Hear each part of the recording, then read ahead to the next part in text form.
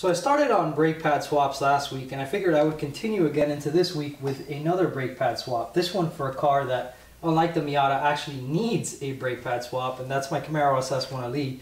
These pads are definitely nearing end of life, and it's about time that I did it. I've actually had these pads for a while now, I just hadn't gotten around to doing the swap. So I'm going to go ahead and show you guys how that's done, and it's going to be a new experience for me too, because I've never actually taken the wheels off of this car before. It's always been serviced at the dealership. So this is a whole different thing for me, and it's actually a different style of brake caliper altogether from what you saw in the Miata, whereas that was a floating sliding caliper. This is actually a fixed 6-piston Brembo caliper.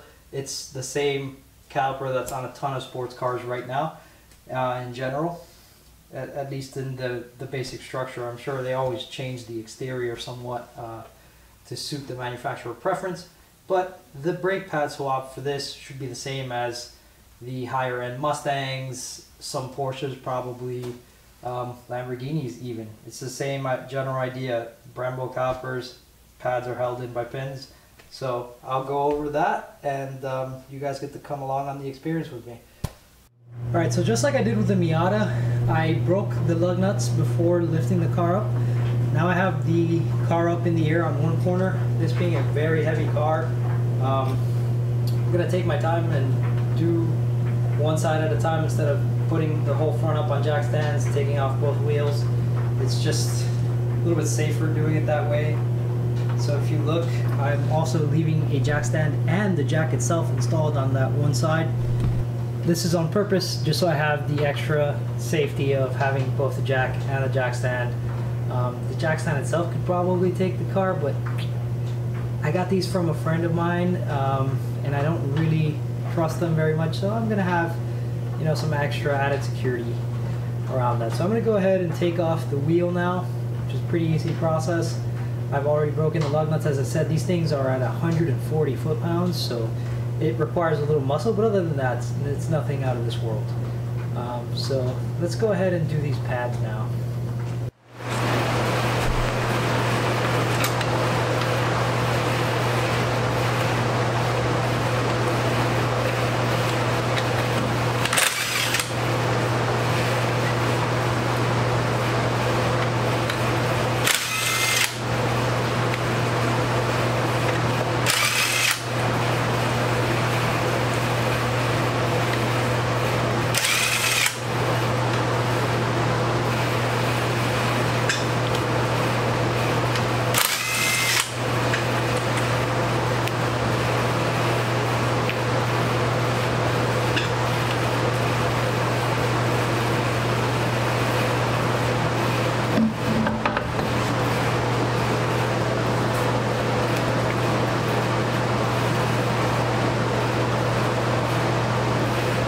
Time to inspect your tires for nails.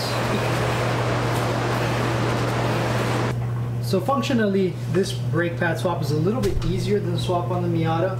The way that it works is pretty simple. Unlike the Miata where you saw I had to loosen and completely remove one bolt and then just loosen the other. But in this case, I knocked this pin out that way, knocked this pin out that way. Then you see this bolt here. On the other side, there's a 13mm socket head. I'll undo that. I pull this out. Then the pads slide out this way. You don't have to remove the caliper in any way, shape, or form. The only thing you do have to do is you've got to use the pads to kind of compress the pistons in, and then get them out, slide the new ones in. So let's go ahead and do that. So here are the tools that I'm going to be using for my brake pad swap on the SS 1 Elite. Here I have a rubber mallet that's going to help me tap out the pins. This is going to be used as the striking surface to start pushing the pins out. I may try the center punch, and then I'll use this very narrow screwdriver just to keep pushing it all the way through out the other side. I've got a standard set of socket wrenches under here, and then I've got this caliper. And the reason for this caliper is simple. GM has a thickness spec on the rotors.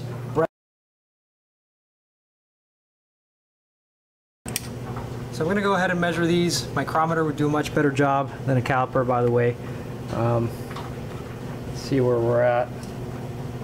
And as you can see, we're still good. Never mind, my caliper's a little cracked on the screen. So I'm gonna go ahead and just change pads, and I'm going to use these rotors till they get down to the 32mm mark, and then I'll replace them as well.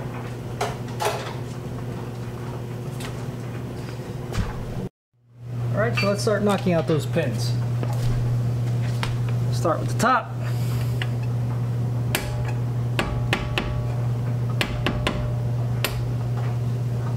Then knock out the bottom one. And go ahead, push them through using the screwdriver like I said.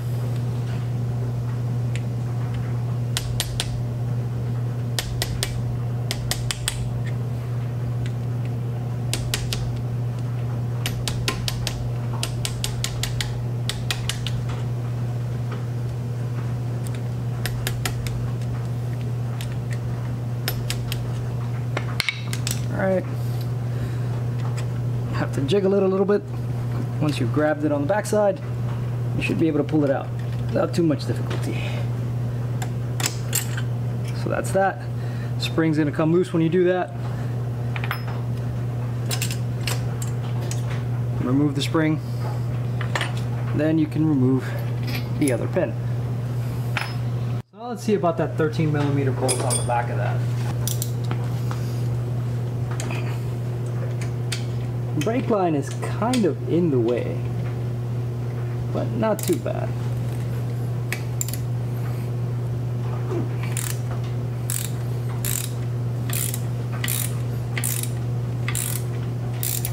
Let's use a narrower wrench in that spot, and it's not under a lot of force actually, so you could definitely do this with a narrow sort of baby wrench.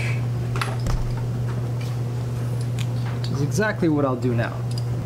But the last thing you want to do is risk damaging your brake line in this process, so use this wrench. It'll do the job just fine.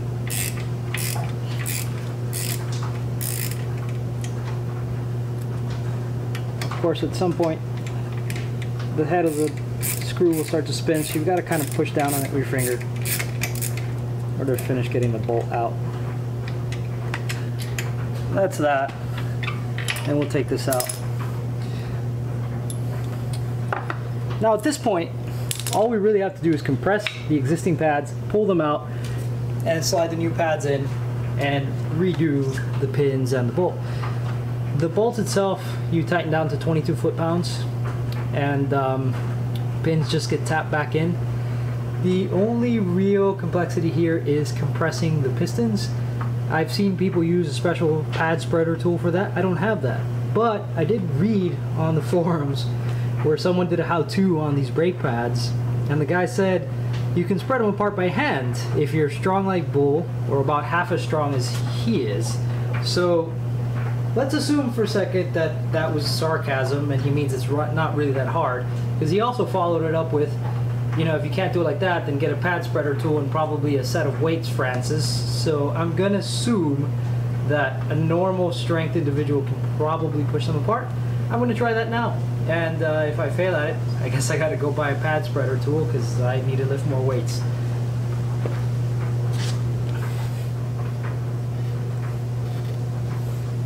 Yeah, I don't know how much weights that guy's lifting, but holy crap.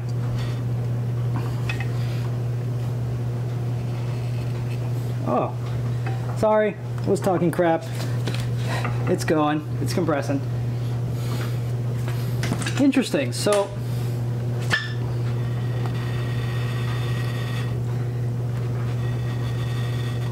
when you first squeeze on them, it feels like there's no way in heck they're gonna budge, but as you keep going, they actually start to give.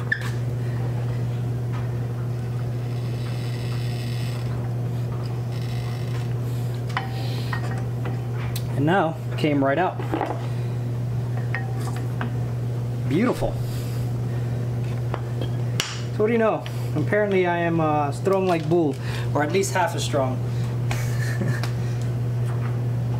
My recommendation to you guys, use gloves for this. There's really no reason why you should end up like this. Alright, so let's get the new brake pads and let's get those guys on. I will say one thing, weights aside, even though I am strong enough to compress those pistons by hand, I'm still going to go forward and buy the tool for spreading the pads, because to be perfectly honest, doing that is the kind of thing that will give you super thick arthritis-ridden fingers as you age. So I'm not going to keep doing that by hand, even though I can and even though I will for this one brake pad swap. I really have nothing to prove as far as strength goes. It's okay, I'm an engineer. I'm not a, you know, strongman competitor by any stretch of the imagination, so I'm fine to just work smarter, not harder, use tools. I heavily recommend you guys do the same. So here are the brand new pads compared to the old ones. The only thing I'm going to do with the brand new pads to get them ready is, you see where the piston marks are on the old ones, those 3 circles worn into them? I'm going to go ahead and apply some of the pad grease on the back of these pads, particularly in those areas, but really across the entire surface. And then I'm just going to go ahead and slide them into the caliper. Now I'll use the same EBC stuff that I got with my Miata pads. You can use any other pad grease. It doesn't have to be EBC brand.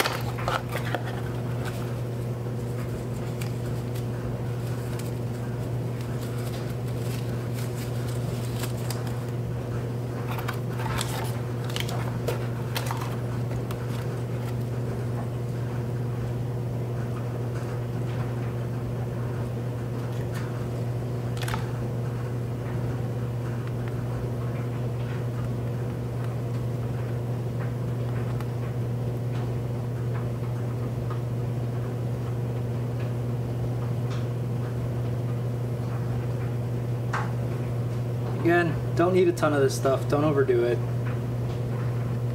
Add just enough to coat the surface. Spread it evenly. Alright, so let's go ahead and slide in our new brake pads. Slide in the back one first. Alright, so let's do the passenger side, and this time I'll get you guys more detail. So, start by knocking back this pin.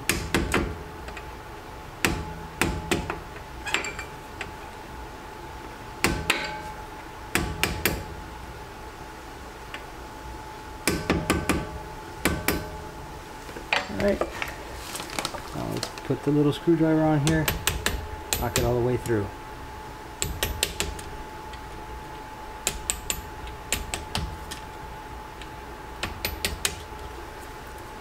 Brembo actually makes a tool that's for this.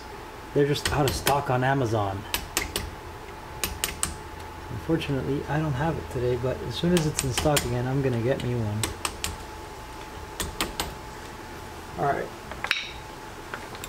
So that's the pins. Note the order of the spring.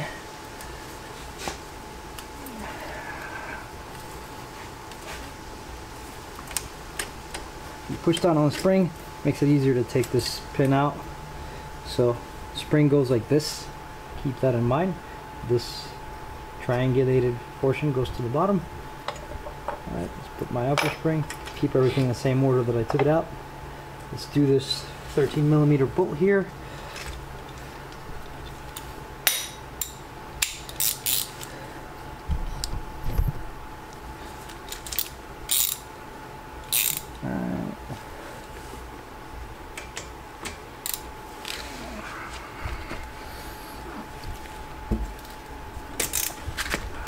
Alright, that's loose. Let's go in with a smaller wrench and make this an easier job.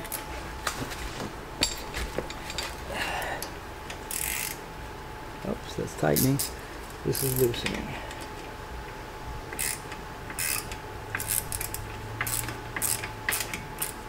Very careful with your brake line here.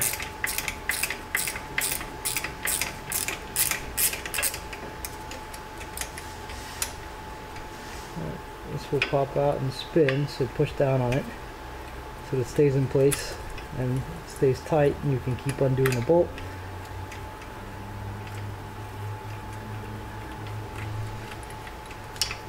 Alright, got the bolt out. Take this part.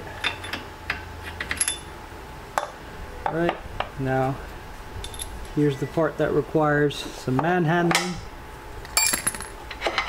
And basically what you're going to do is you're going to grab here, you're going to push again, and you're going to tug on this one. And it's not going to go at first, but you're going to hear it as you keep going.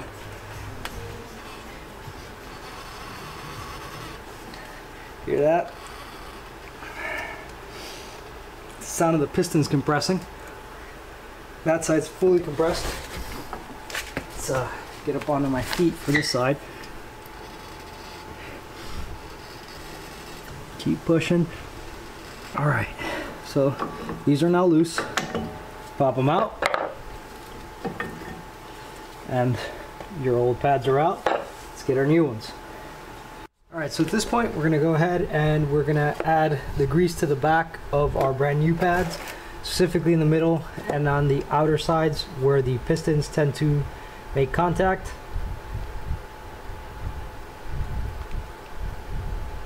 Running a little low on this grease, but it's no big deal. Again, you don't need a ton.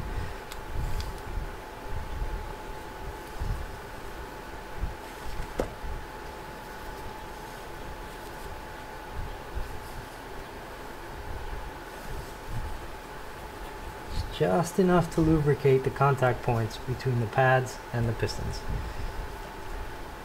Don't go wild with it otherwise.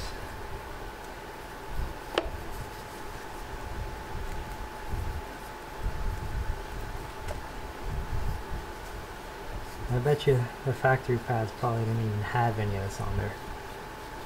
So when I took them out, they sure as heck don't look like they ever had anything added to them. Alright, so if you've compressed the stuff sufficiently, the pad should go in without too much difficulty. So let's find out if I'm strong like bull. Again, kind of got to jiggle these back and forth. That went in no problems. Let's see this side. I suspect no issues either. Yep, went in easily enough. Now, first thing I'm going to do here is I'm going to take my upper pin. I'm going to align it. Right? Then I'm going to take a piece of cardboard and a hammer. So I'm going to put the cardboard on the backing here. And I'm going to take the hammer and just tap that in. So it's nice and flat. The reason I'm using the piece of cardboard is so that I don't scratch my caliper paint. Alright, I don't want to damage the paint. I want it to stay nice and red. If it ever gets damaged, let it be because I burnt it off at the racetrack.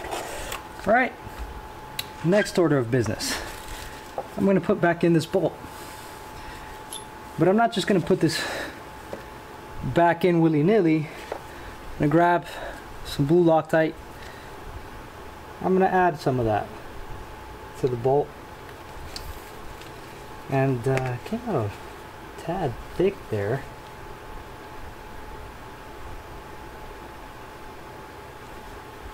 Alright, you don't want to overdo it with the Loctite either. Got some of that on. We'll put this center pin through. And then we'll tighten that down. Make sure that this is sitting flush inside this part of the caliper. Right, I'll come over here with my 13mm socket wrench and I'll tighten that down. Alright. This goes to about 22 foot-pounds. Very hard for me with the gear I have to get my torque wrench in here, but FYI, 22 foot-pounds is easy to do with your bare hands. So just tighten it till it's snug and don't overdo it. That's good enough.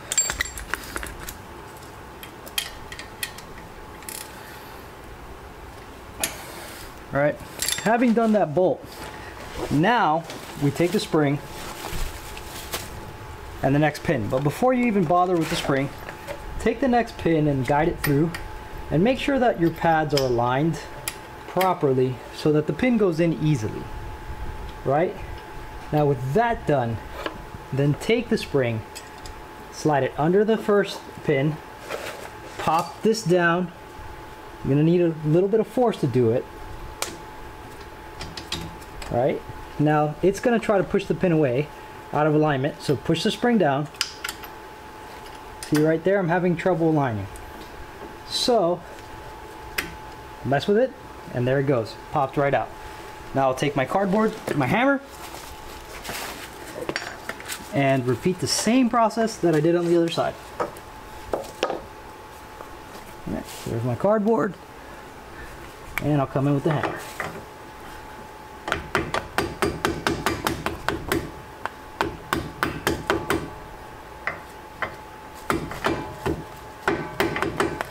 Alright, that's all the way in. Both of them are popping out about the same. And that is the 1LE brake swap. So now all I have to do is put my wheel back on, pump my brakes, and then roll the car out of the garage and go for a spin. Start bedding them in.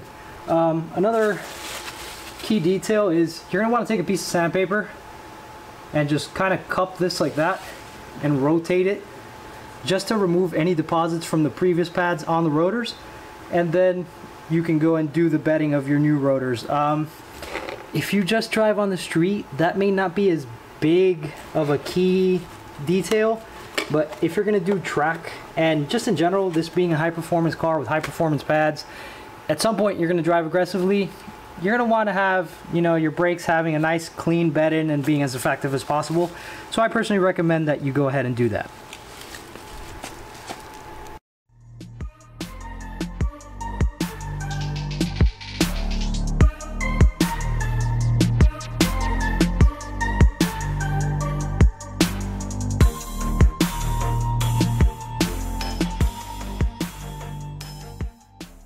As I said earlier, these lug nuts have to be torqued down to 140 foot-pounds.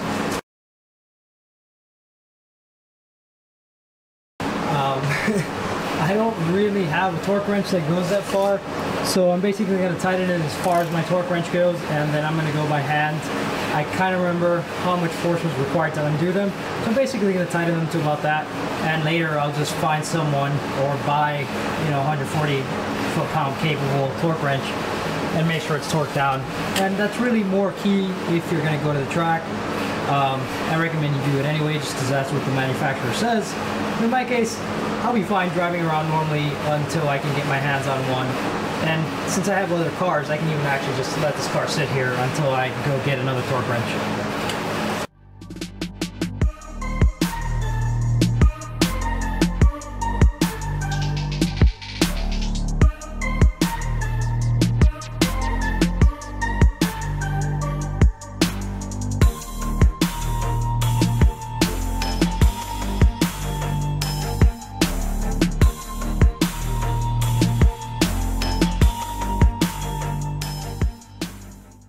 So here are the old brake pads. As you can see, they're fairly thin. I'm happy to say that they did not wear in a tapered fashion. They wore pretty evenly. And that holds true for both sides. Here's the other side. So they're very evenly worn out. They're just fairly thin, and it's time for them to go. Alright, so at this point I've got the brand new brake pads installed in the Camaro. The only thing left to do was to go upstairs and take a shower because I was absolutely filthy, and now I'm going to sit inside my car because I wasn't going to get in my car while filthy and dirty my Alcantara seats or microfiber suede, whatever the heck they're made out of. They're probably not real Alcantara because Alcantara is a specific brand. It's like calling a tissue a Kleenex. But anywho, I digress. The point is, I got nice and clean. Now I'm going to get in the car and I'm going to pump my brakes just like I did in the Miata, because otherwise I will not have any brakes. Then I'm going to roll the car out, head out to the street, and go around for a drive and bed the pads in. Now, that's a procedure that you can figure out from the user manual. It actually tells you exactly how to bed in the pads. If I remember correctly, there was a few stops from 60 to 40 miles an hour and a couple other things. So just follow the instructions in the manual and you should be all right, and you should have optimal braking performance from your brand new brake pads. That being said, I'd like to thank you all for watching. If you've got any feedbacks on how I can improve this, feel free to leave that in the comments. And if you'd like to see more videos like this, feel free to like, subscribe, and click the notification bell so you're notified whenever I post up a new video. And other than that, again, thank you for watching.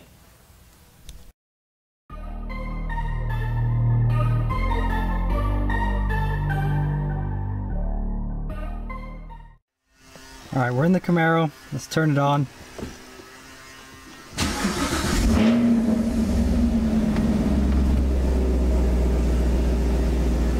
See if I can't get a little bit of lighting in here.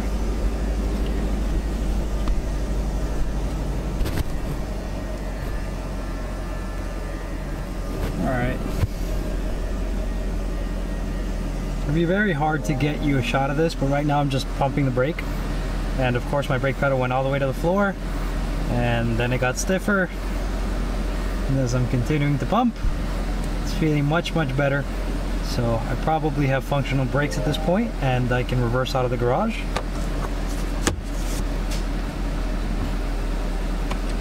Let's undo the parking brake and reverse this guy out of here.